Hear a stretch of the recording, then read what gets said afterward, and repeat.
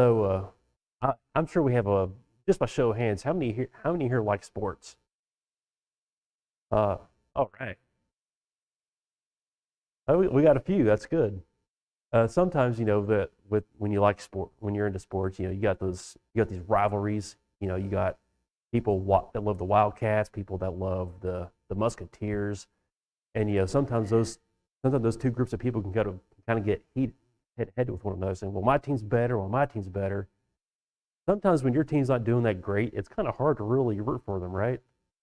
You kind of in a It's like, well, they didn't win. They're pretty bad at what they do, but they're the greatest in this. Or I got some friends that like Cincinnati a lot, and they always say stuff like, "Well, yeah, we may be the worst team in the league, but we beat the top three teams this season, so that makes us really better than everybody else." Which that's my interpretation. So I was like, okay, sure.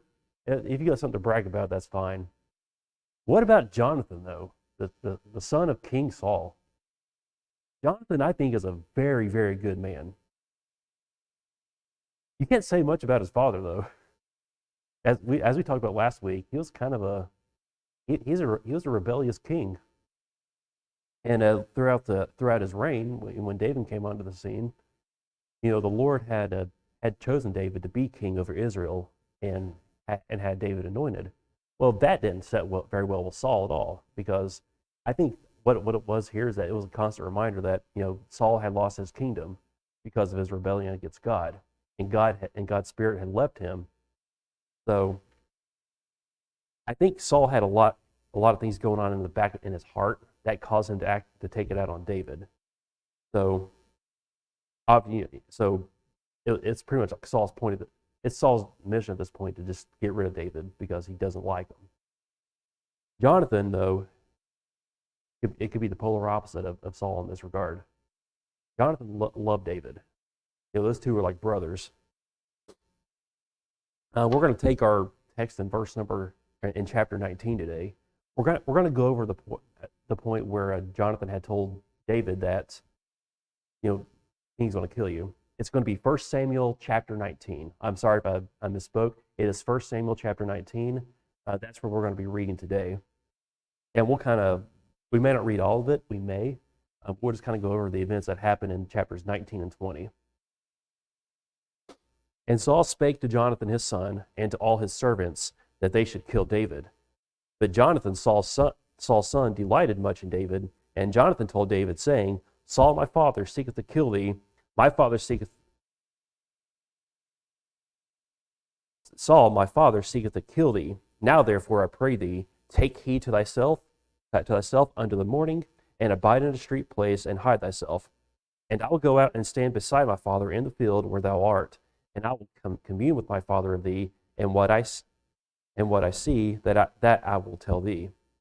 And Jonathan spake good of David unto Saul his father, and said unto him, Let not the king sin against his servant, against David, because he hath not sinned against thee, and because his works have been to thee word very good. For he did put his life in his hand, and slew the Philistine, and the Lord wrought great salvation for all of Israel. Thou sawest it, and did rejoice. Wherefore then wilt thou sin against innocent blood, and slay David without a cause? So Jonathan's telling King Saul here, hey, listen, what did David do to you? He didn't do anything to harm you. He didn't do anything to threaten you. He served you faithfully and gladly. He slew the Philistine. He has slain Goliath, and he delivered Israel out of the Philistines' hands. Even you yourself rejoice in that. You are rejoicing that the Lord had wrought salvation through David. Why all of a sudden are you mad at David? So here Jonathan is making supplication for David, in which I think is one of the great things about him. Even though Saul is his father, even though Saul is his king, he knows what is right, and he knows what he's doing is wrong, and he's not afraid to tell his father this. So he's a very courageous man. And he's very loving, very very forgiving, and he's willing to go up to bat for you. So in verse number 6 it says, And Saul hearkened unto the voice of Jonathan. And Saul sware, As the Lord liveth, he shall not be slain. And Jonathan called David, and Jonathan showed him all those things. And Jonathan brought David to Saul, and was in his presence as in times past. So it looks like he played the peacemaker and made things work out. So now David is back. Now David and Saul are back together, and now he's there to serve him again. Verse number 8. And there was war again, and David went out and fought with the Philistines, and slew them with a great slaughter, and they fled from him. And the evil spirit from the Lord was upon Saul, as he sat in his house with his javelin in his hand, and David played with the harp. So Saul's starting to get a little, Saul's starting to let those bad thoughts come into him again. So as David's playing there, he's holding that javelin, ready, just, how in old westerns when you got those wicked men talk with one another, they kind of like have their hand on their pistol, ready to shoot. Well, that's kind of like what Saul was doing here. He's ready to fight. In verse 10 it says, And Saul sought to smite David even to the wall with the javelin, but he slipped away out of Saul's presence, and he smote the javelin into the wall, and David fled and escaped that night. So here we're back to the same old routine. Saul's out to kill David. David flees, and he's ready to. And David's just on the hunt again.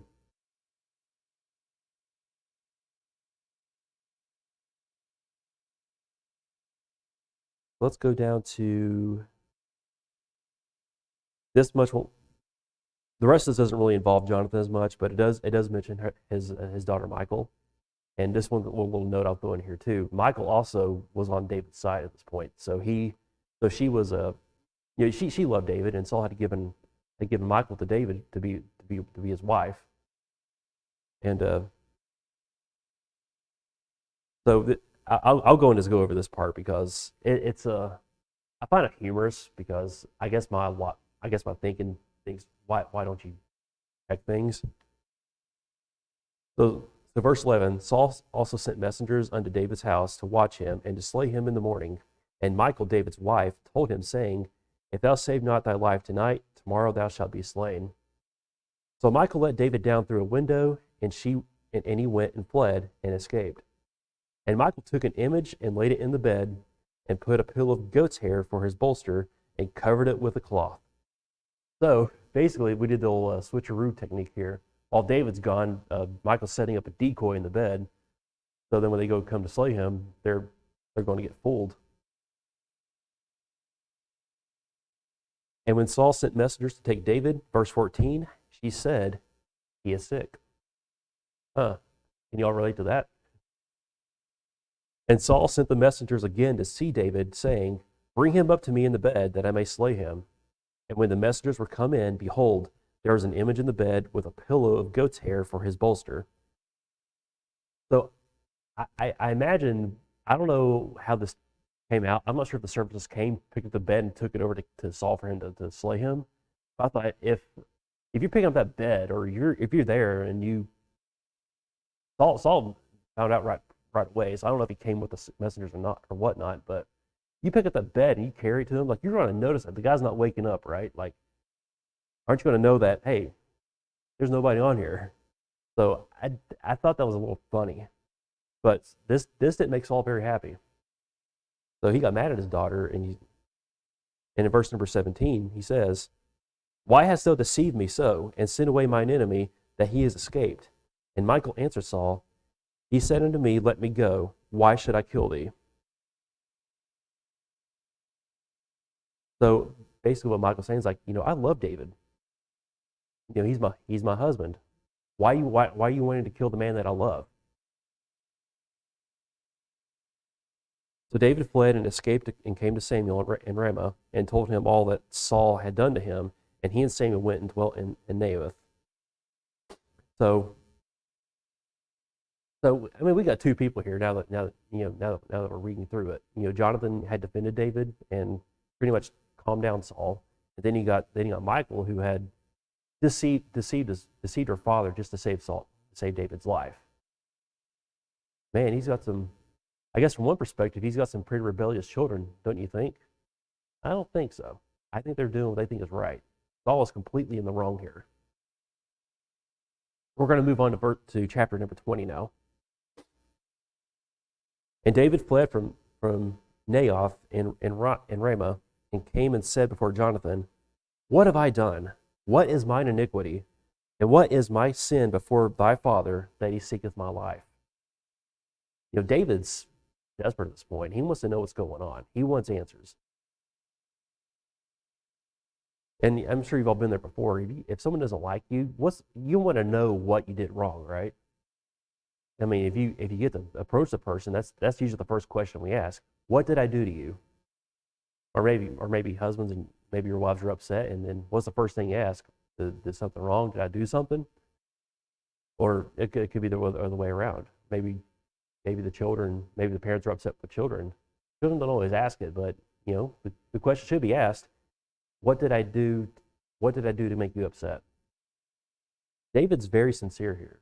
He doesn't want to have any trouble. I mean, he served Saul like a son, and then he's treated like an outcast. And here's what Jonathan says. He said unto him, "God forbid, thou shalt not die. Behold, my father will do nothing either, great or small, but that he will show it me. And why should my father hide this thing from me? It is not so." And David sware moreover and said, "Thy father certainly knoweth that I have found grace in thine eyes. And he saith, Let not Jonathan know this, lest he be grieved. But truly as the Lord liveth, and as thy soul liveth, there is but a step between me and death." Then said Jonathan unto David, "Whatsoever thy soul desireth, I will even do it for thee." So now here Jonathan's being the provider for David. If David needs any help at all, he is there for him. And Saul will be none the wiser. Now, it is stated here that Saul knows of their relationship. They're very good friends. They're brothers at this point. So surely anything that Saul tells Jonathan, Jonathan's going to let David know.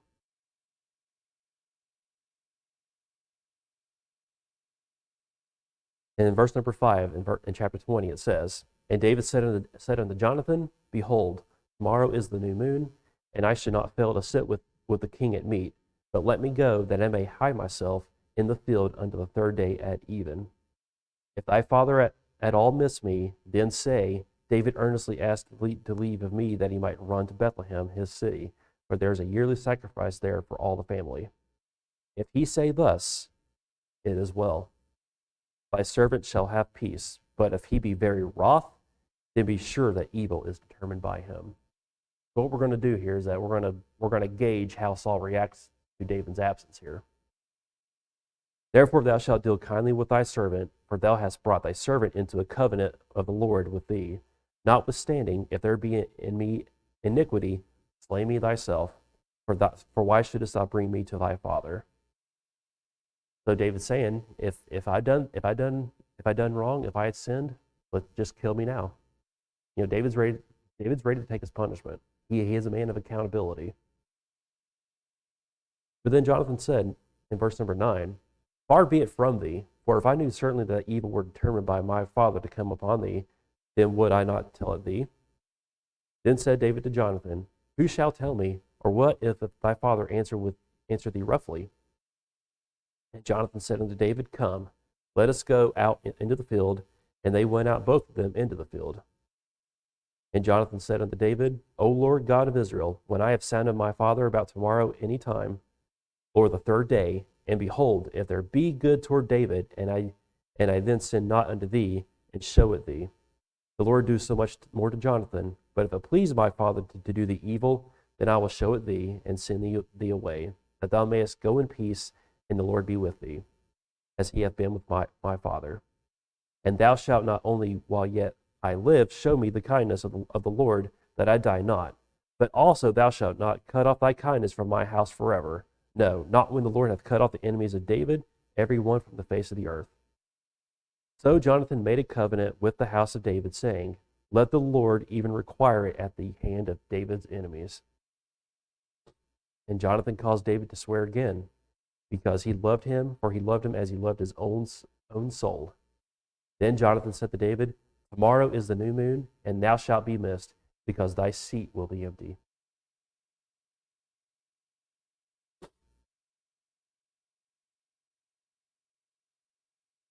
And when thou hast stayed 3 days, then thou shalt go down quickly, and come to the place where thou didst hide thyself when the business was in hand, and shalt remain by the stone Ezel. I'm not sure how you say that. And I will shoot 3 arrows on the side thereof, as though I shot at a mark. And behold, I will send a lad, saying, Go, find out the arrows. If I expressly say unto the lad, Behold, the arrows are on this side of thee, take them, and then come thou. For there is peace to thee, and no hurt, as the Lord liveth. But if I say thus unto the young man, Behold, the arrows are beyond thee, go thy way, for the Lord hath sent thee away. And as touching the matter which thou and I have spoken of, behold, the Lord be between thee and me forever.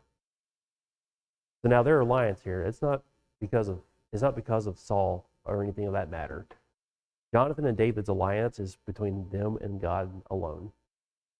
And in this passage we read, they had a little communication set. If I shoot the arrows, and I ask the lad to go get the arrows, then yes, you can come back to us. But if I shoot him and tell the lad they're beyond your reach, that's David's sign to go. So it's a very, very smart way of kind of letting your friends know what's going on. And that's what I love about these two. They can communicate in ways that no one else really knows. Do any of y'all do that with your friends or loved ones? Maybe y'all have some kind of secret code to know, hey, we got to go. No one's got that? I'm sure someone does. You're just not telling me, which is fine. But I always thought that was really neat here, that those two had this little mindset.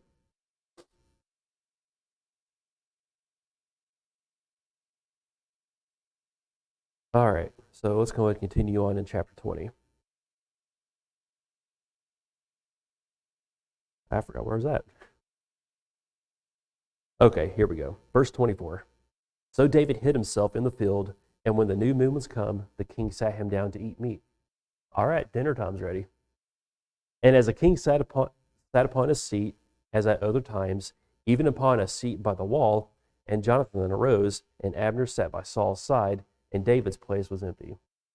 Nevertheless, Saul spake not anything that day, for he thought, something had befallen him. He is not clean. Surely he is not clean. And it came to pass on the morrow, which was the 2nd day of the month, that David's place was empty. And Saul said unto Jonathan his son, Wherefore cometh not the son of Jesse to meet, neither yesterday nor today? Hey, where's he at? Jonathan answered Saul, David earnestly asked leave of me to go to Bethlehem. So now we're getting ready to see the test. This is going to decide whether or not David leaves or goes. And he said, Let me go, I pray thee, for our family hath a sacrifice in the city, and my brother, he hath commanded me to be there. And now, if I have found favor in thine eyes, let me get away, I pray thee, and see my brethren. Therefore he cometh not unto the king's table. Verse 30, here is our verdict. Then Saul's anger was kindled against Jonathan. And he said unto him, Thou son of the perverse rebellious woman, do not I know that thou hast chosen the son of Jesse to thine own confusion, and unto the confusion of thy mother's nakedness? For as long as the son of Jesse liveth upon the ground, thou shalt not be established, nor thy kingdom. Wherefore now send and fetch him unto me, for he shall surely die. Saul's mad. Not only does he insult Jonathan here, he says, You're not going to get established anywhere. Which is funny because Samuel told Saul the same thing, Thy kingdom shall not continue. So evidently he thought that his kingdom would still continue because of this, because surely he was going to use Jonathan's inheritance as a threat. But he has no authority there. God had already spoken that Saul's legacy will not continue. Which I really hate that for Jonathan too, because he's a good man. If there's ever a good man to rule as a king, Jonathan, I think Jonathan would be a good fit. If it weren't not for God choosing David, I think he would have made the kingdom prosper. But that just wasn't the Lord's will. But it doesn't. But here's something I'll say about that. I don't think Jonathan was evil in the eyes of God. And people may, I don't know if people will think this or not, and maybe I'm just presuming too much, but because he was of the lineage of Saul, I don't think Jonathan was ever set to fail. Because he, as you see here, he did very many great things. He did I think he served the Lord as best as he could. He served his father as best as he could. Now he did do some things against his father that were just he did what he had to do in God's eyes. And I'm not trying to condone going against your masters or our leaders in any matter. We ought to obey God first. That's the point I want to make. But you can still you can still be playing for the bad team or play for the losing team and still do good. Whenever we played basketball in high school, that was kind of our consolation if we lost.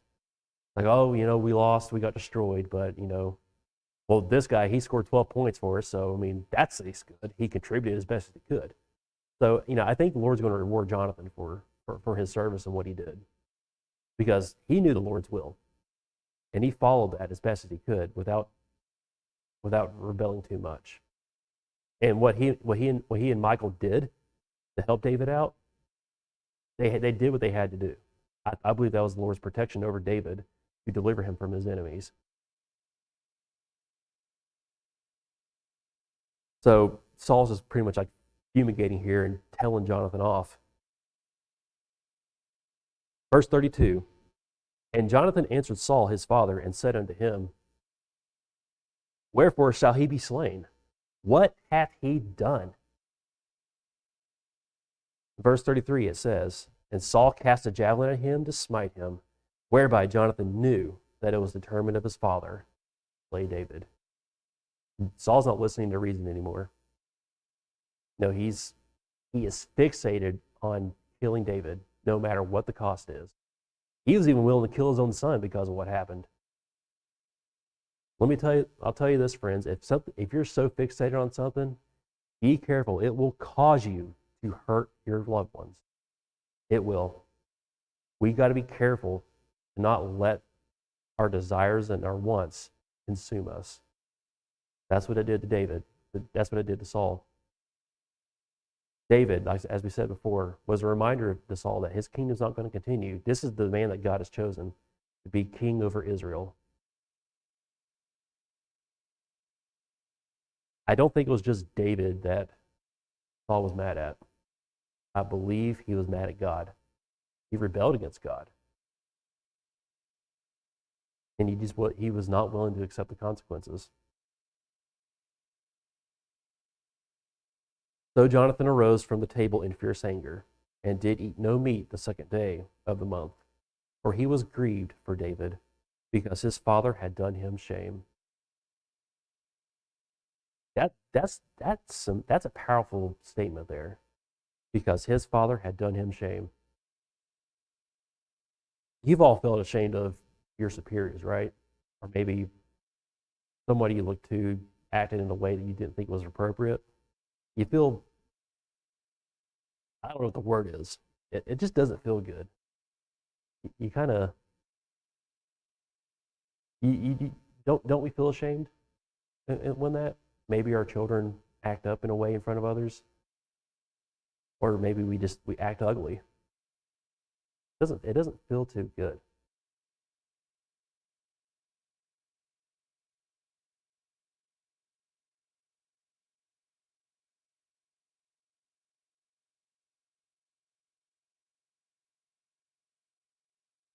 Just the silence alone could probably feed into it. To be ashamed of your father. I pray that never happens in my lifetime. I don't want that to happen. I don't want people to be ashamed of me. I'm sure you all feel the same way. I'm sure you all don't want anyone to be ashamed of you. Despite the circumstances, it's not an excuse to quit. we all still have a job to do. Things probably won't be the same between you and your loved ones. Things may not be the same between you and your boss. But every day we can seek to edify and build up one another in love. Jonathan did that. I think he was doing the absolute best he could to keep the peace. And he can only do so much. Sometimes people are just fixated on doing wrong, on doing evil. We can't change those people. If we had any power to change anyone's actions or thoughts, they'd just be following us. I like what Tim said on Wednesday. When people had the liberty to do as they please, to be free to make decisions, I think that is the best way for people to serve God, to do it of their own will, to do it and sorry if I'm misinterpreting what you said, but to be able to choose to serve God instead of just having someone just decide that for you. I think that is a great thing to have. And I'm glad Jonathan had that liberty to do that. If Saul had his way, nobody would be able to do that. People would just serve him. And I got this thought from J. Vernon McGee. I listened to him talk about this, so I don't want to take credit for it. But he said this is kind of a reminder of like how we get when we finally get what we want. And I'm not talking about praying and asking God for things and keep asking until you get it, but keep asking until you get an answer. You know, the important thing is that if you're seeking answers from God, you keep praying until you get an answer. Once God answers it, then I think we need to stop praying because we need to accept what God's given us. Sometimes we ask for things that we don't need and keep asking God for it. And God keeps saying no, we keep pressing the matter. God will probably let us have that. We'll give that thing to us. Doesn't mean we're going to be satisfied with it. So that thing that God gives to us, because of our persistence and our rebellion, I'll say that. Sometimes that thing will end up being like the worst thing we've ever experienced. I think, in a sense, that's kind of what the children of Israel had wanted. They didn't ask God for a king. You know, they talked. I believe they talked the same and said, "We want a king. We want a king." And Samuel, I believe and Samuel asked God, "What should we do?" Eventually Saul became king. I don't know if that was God's initial design, because they didn't ask it of God. They asked of another man for that. And they got the king that they wanted. And look where this king is at now. He's out here just chasing this one servant around trying to kill him. That's not the kind of king you want to be proud of, right?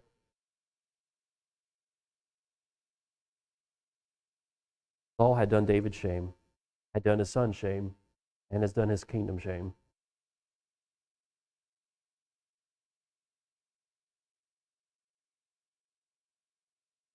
Jonathan was playing on the losing team. Doesn't mean he didn't contribute, though. Further on, later in the rest of this chapter, Jonathan does fulfill what he had promised to David. And it came to pass in the morning that Jonathan went out into the field at the time appointed with David, and a little lad with him. And he said unto this lad, Run, find out now the arrows which I shoot. And as he had ran, he shot an arrow beyond him. And when the lad was come to the place of the arrow which Jonathan had shot, Jonathan cried after the lad, Isn't the arrow not yet beyond thee? That was the code. That was the confirmation David needed. And Jonathan cried after the lad, Make speed, haste, stay not. And Jonathan's lad gathered up the arrows and came to his master. But the lad not knew anything, only Jonathan and David knew the matter. And Jonathan gave his artillery to his lad, and unto him, Go, carry them to the city. And as soon as he was gone, David arose out of a place toward the south, and fell on his face to the ground, and bowed himself 3 times. And they kissed one another, and wept one another, until David exceeded.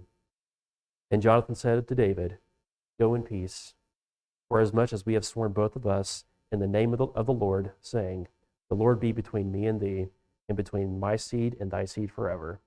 And he arose and departed, and Jonathan went to the city.